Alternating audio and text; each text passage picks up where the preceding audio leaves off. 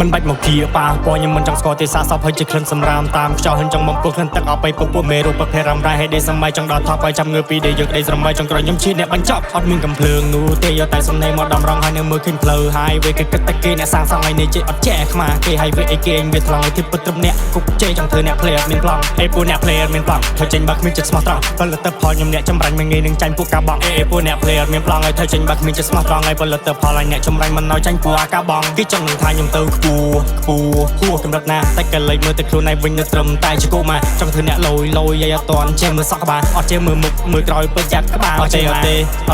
អត់ឲ្យលេងចូលទេរួយមើលទៅធ្វើដូចជាចេះតែធៀបពិតពួកវាចែបានទៅតាមគេហើយ be shut the fuck up ហើយ I don't wanna play ហើយថៃក្រោយមួយជំហានអត់ចង់និយាយនឹងឯងទេ